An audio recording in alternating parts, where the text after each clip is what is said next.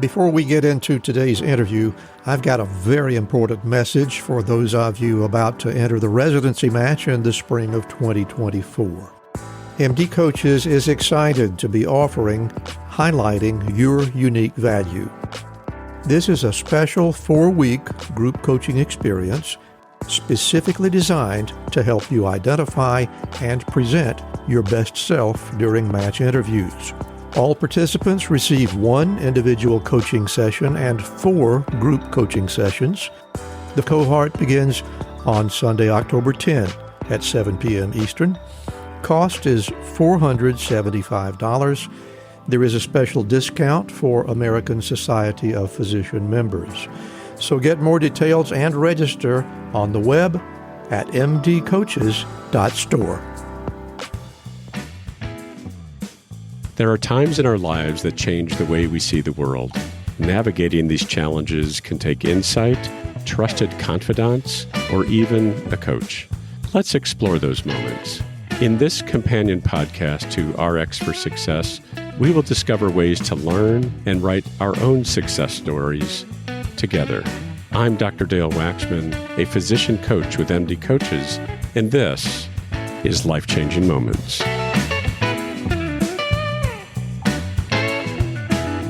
The word retirement can evoke a multitude of images and emotions. For some of us, the idea of finally decompressing and actually having the time to do life activities that one has put off is inviting and attractive. At the same time, many of us, especially in healthcare professions, cannot conceive of being satisfied with such unstructured time, especially if it is not in service to others. My guest today, Dr. Addison May, has been thinking about these competing forces as he contemplates his retirement some 5 years from now, which is way earlier than most physicians I know think about this. So by way of background, Dr. Addison May is the chief of acute care surgery for the Atrium Healthcare System and Carolinas Medical Center in Charlotte, North Carolina. Prior to assuming that role 5 years ago, he held leadership and academic positions in surgical critical care at Vanderbilt University, as well as national leadership positions in surgical societies. He is widely published as well and is the recipient of numerous awards given to him by his discipline. Dr. May's path into medicine story is chronicled well in the RX for Success podcast, number 148. I've come to know Addison as a colleague and as a fellow traveler in pursuit of a meaningful life, both in our chosen profession and for the chapter or chapters that follow. Addison, welcome to the Life-Changing Moments podcast. Thank you, Dael. It's my pleasure to be here. Yeah, I guess one of the reasons I wanted to bring you on, we've had some conversations before now about where you're heading. I even shared a little bit about where I was heading in my chapter or chapters that follow. And I thought it'd be nice to let other people hear our conversation as well. So what I'd like to do is just to kind of get right into that theme. And you brought this up in the RX for Success podcast with Randy, and you were discussing what was ahead for you in your position at Atrium, but then also mentioned that you were already thinking about what comes next after that. So I'm going to start us out by playing this short clip from that podcast. So I'll probably do what I'm doing for another 5 years, though, you know, one reason, the way I got to know you is in 5 years, I saw my father just do his clinical work until he retired, and that transition to retirement, I don't think was that easy because he didn't have anything that kept him engaged. And I'd like to remain engaged, but that's not an easy. It sounds easy, but figuring out how to, you know, we all put too much time into our primary job. So figuring out what that pivot will be is not always straightforward. So, Addison, I guess one of the things that triggers for me is it sounds to me like you're very influenced about this because of what you saw your father go through. Can you tell us a little bit about him? Sure. My father was a OBGYN who practiced here in Charlotte his entire career after he finished his training. And he practiced till he was 75. and retired at 75. He did have a little bit of a transition into working in some of the local clinics for underprivileged, but that really didn't create enough engagement for him. I don't perceive. He did play some golf, but he didn't like it that much. And my perception was he struggled pretty significantly in that transition of being fully engaged and contributing to a purpose bigger than himself, and then moving into retirement. Yeah. And I think they're probably, all of us see things in our parents that we say, oh, we're not going to become our parents, but it's amazing the frequency with which we walk straight into the same thing that our parents did. So, my spouse tells me that all the time. Some of the things you'd like to have changed and maybe didn't. So it sounds like you and or your spouse were seeing, if this pattern of following your father's pathway, and he didn't seem so engaged in retirement, this is a signal to you, like, I want to do this differently. Am I reading that right? Yes, I think that's correct. When did you start thinking about this? Like, thinking about, how am I going to do this differently? I've been here at Atrium for about 5 years, and I probably started thinking about it, well, in my remote mind for a long time, because I saw my father go through that, but you're far enough away from retirement that you don't have to think about it. And I said I wouldn't repeat the same sort of, I don't know, mistakes is the right word, but the same pattern that he did. But it's not so easy. I think a lot of physicians struggle in this area because they probably commit, 60 to 80 hours a week to just their primary job. That doesn't leave a lot of space for exploring other things or being connected outside of your primary job. And I think that's one of the big reasons that physicians tend to struggle with that transition. Yeah, it's almost like we're on this train, and the train is going at 100 miles an hour, and we arrive at the station, and then what do we do once we get at this station, because we didn't have any time to think about it during the train ride, if you will. Maybe not the best metaphor, but so really good point. So you're working 68 hours a week, and you don't really have much room to think about what it is that you might be doing otherwise. And yet I want to say that you're doing that anyway, and you're still very, very active as a trauma surgeon, and you're in the leadership position doing a lot of stuff. And so you're doing it anyway. So what are you doing intentionally to be more mindful of this? Well, for me, I'm probably more compulsive than the average Joe. So for me, it's okay. Go read the literature and look around. There is some literature out there, although operationalizing suggestions on how to approach things is not necessarily straightforward. I've mainly tried to think about buckets, if you might use that sort of metaphor, or areas of engagement that you might want to maintain going forward. And I guess my ideal would be great to leverage some of the skills and expertise in a different way as you move into retirement. Obviously, if it's retirement, you're not thinking you're going to work 60 to 80 hours a week. So for me, I'd like to be able to put some time to something, but have more flexibility and more free time, and probably the ability to travel or be in different places without that limiting what you're doing. Mm-hmm. So can you say a little bit more about, you've done some research, but it's also like, can I continue to do something that I have skills at in maybe a little bit different of a way? What kind of things are showing up for you as you've thought about that? Yeah, for me, I think the areas that have come out for me personally, I think there's the concept of consulting in some way. I've been very engaged in critical care and quality and research through my career. So potentially there are avenues to engage with that. the opportunity to contribute through something like coaching.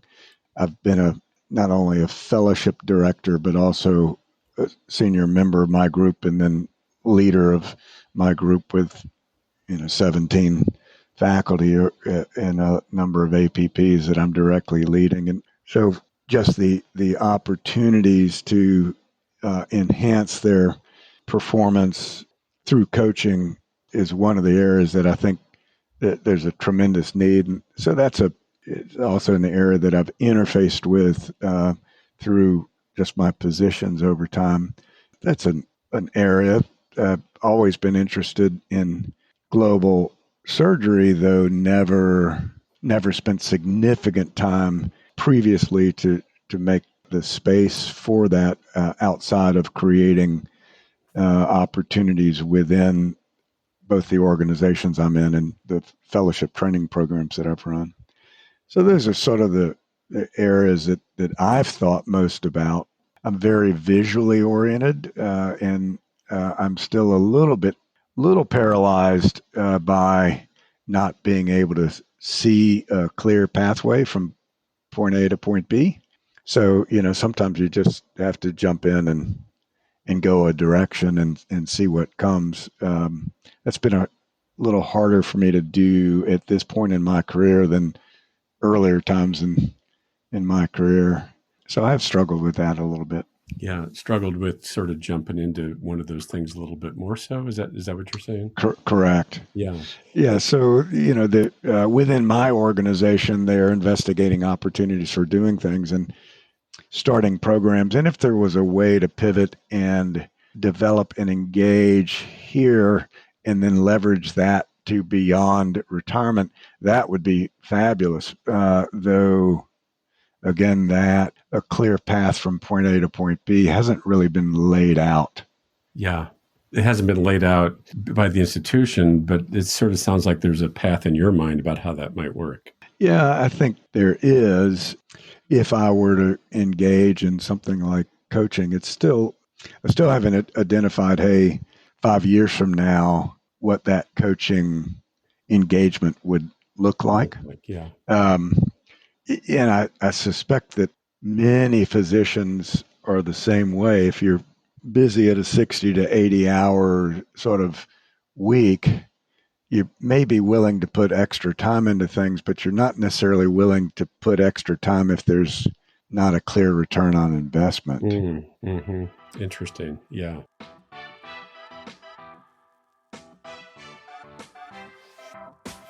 Today's episode is brought to you by Eagle Financial Group. Eagle Financial Group is here to help you understand your numbers and to make wise decisions. Whether it's fractional CFO services, accounting, bookkeeping, payroll, or tax strategies and preparation, Eagle Financial Group is your partner to ensure that your practice keeps on serving your patients and gives you more time to spend with your family and friends. It's time that you overcome your obstacles and get control of your financial life today. Give Eagle Financial Group a call at 719-755-0043. Drop us an email at clientservices@eaglefsg.com or visit us online at eaglefsg.com. We are a proud sponsor of the MD Coaches family of podcasts. Hi, I'm Rhonda Crow, founder and CEO for MD Coaches. Here on RX for Success, we interview a lot of great medical professionals on how they grew their careers, how they overcame challenges, and how they handle day-to-day work. I really hope you're getting a lot of great information. But if you're looking for an answer to a specific problem, management or administration challenge, or if you're feeling just a bit burnt out, like maybe you chose the wrong career, well, then there's a faster way to get the help you need. No, it's not counseling, it's coaching. RX for Success is produced by MD Coaches, a team of physicians who have been where you are. I know you're used to going it alone, but you don't have to. Get the support you need today. Visit us at mymdcoaches.com to schedule your complimentary consultation. Again, that's mymdcoaches.com. because you're not in this alone. We'll get back to our interview in just a moment, but right now I want to tell you a little bit about Physician Outlook. If you haven't discovered this remarkable magazine, please do so very soon. It was created by physicians, for physicians, to showcase the intersection between clinical and non-clinical interests, whether it's writing, painting, cooking, politics, and dozens of other topics. Physician Outlook gives a physician perspective. It's available online and in print. It's really unique among physician lifestyle magazines. And like the Prescription for Success podcast, Physician Outlook amplifies the voice of any physician who has something to say. It also engages patients who still believe in physician-led, team-based care. And Prescription for Success listeners can get 3 months free when you enter our promo code RX for Success and select the monthly option at checkout. That's a really great deal on this stunning publication. And now let's get back to today's interview. Yeah, so it sounds to me like I just kind of want to recap especially for our listeners, that your investigation has been around how can I continue to, first of all, be engaged. I want to be engaged with something. I want to be engaged with life, engaged with something, in this next chapter. And it is related to the work that you've been doing most of your life, because it sounds like it's because it's what you know, but there's a piece of it that you're still looking for. How can I make a contribution? How can I be helpful, even if I'm not doing the full cord press of being a trauma surgeon? And it's different kind of work. It's still supportive. It's consulting, coaching, or kind of things you're thinking about. And the other part you're talking about is, how do I begin exploring that now, even doing some of that now as a way of transitioning and pivoting? Kind of feels like an acute shift, but maybe feathering it in, if you will. It sounds to me like you're kind of exploring that. Yeah, I would say that's a pretty accurate synopsis of my approach and what I'm trying to come about. If you look in the literature, one of the things it talks about is, you certainly can just, engage with sort of headhunter type opportunities, and you have to be prepared to get a lot of no's potentially for things.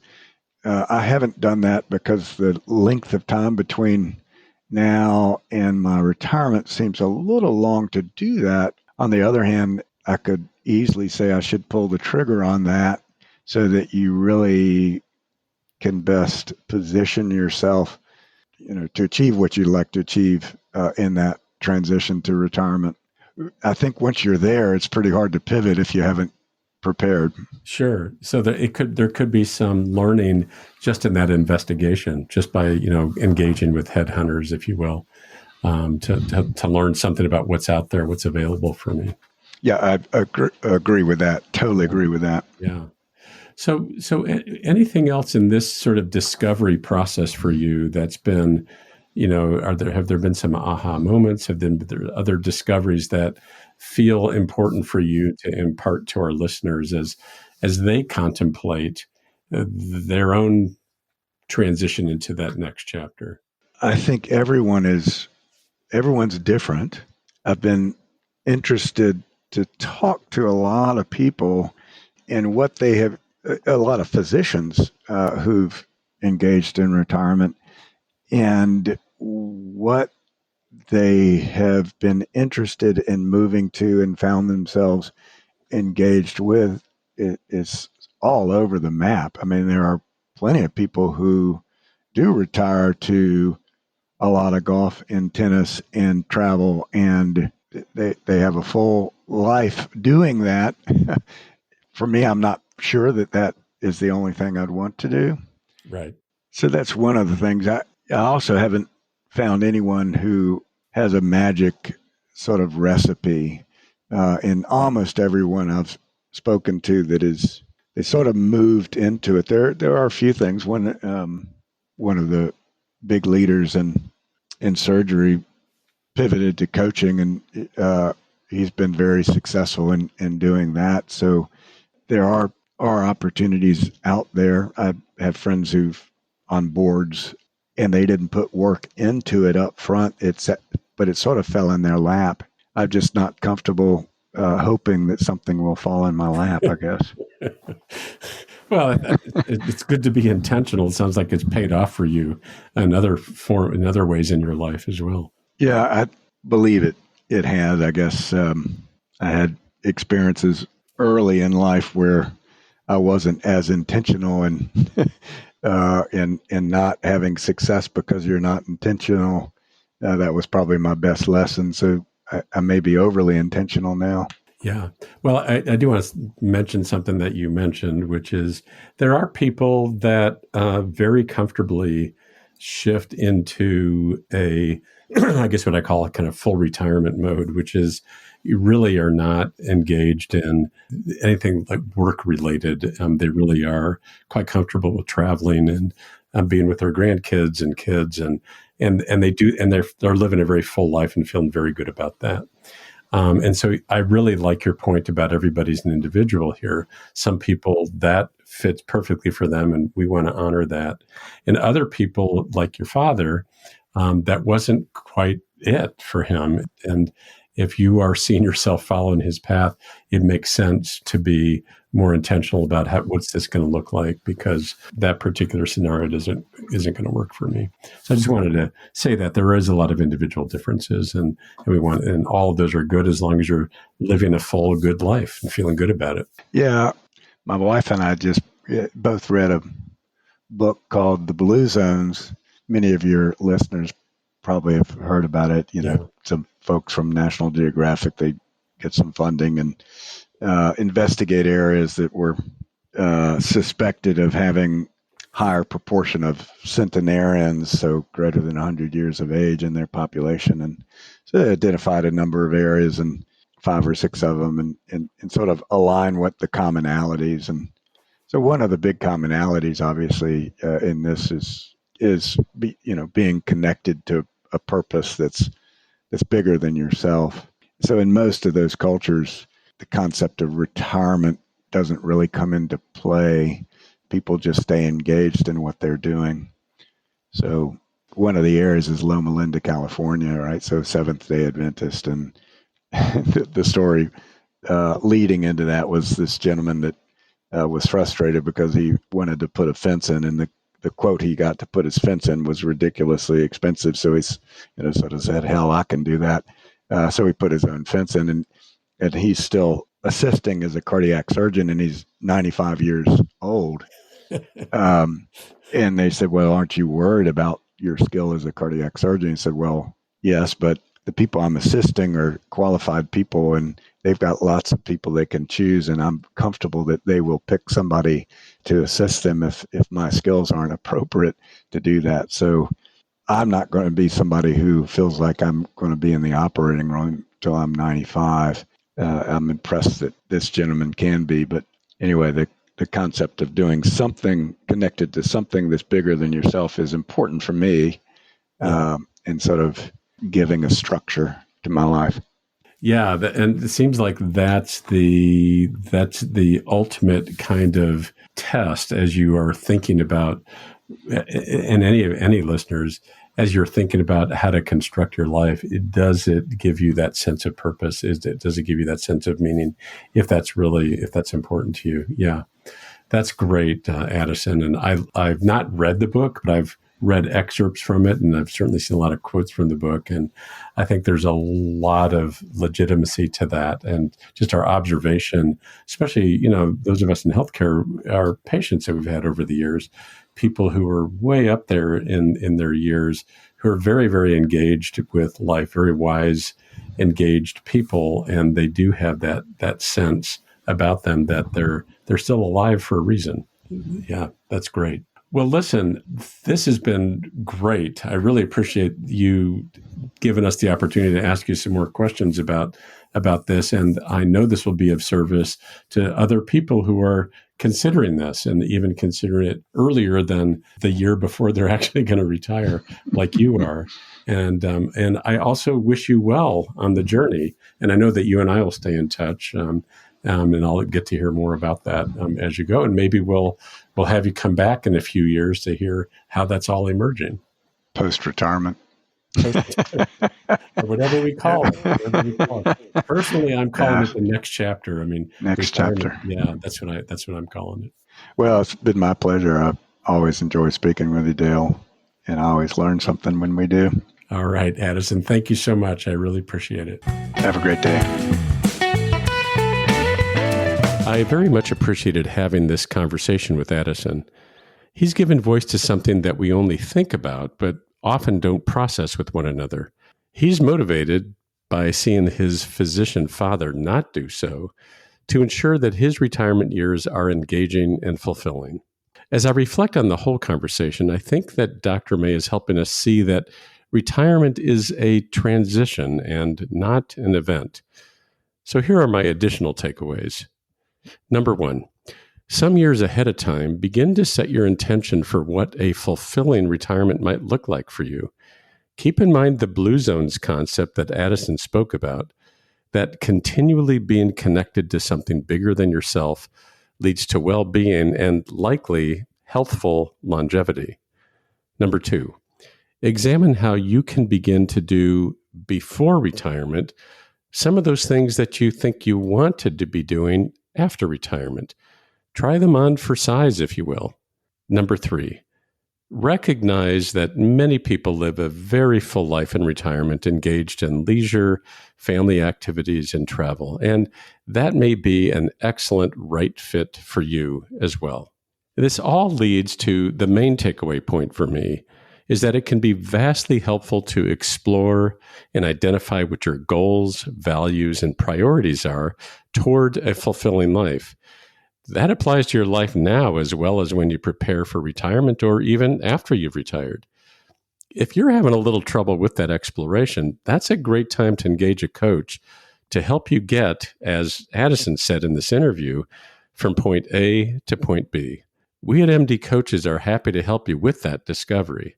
You can find us at mymdcoaches.com. As always, thank you for listening and be well. Thank you for tuning in to Life-Changing Moments. If you enjoyed this episode, please be sure to rate us 5 stars and leave a review. Doing so helps our podcast reach more listeners. Have something to share? We'd love to hear your thoughts. Visit the MD Coaches community on Facebook groups. This dynamic virtual space is a place to continue discussion about life-changing moments and perhaps share some life-changing moments of your own. Join the conversation today.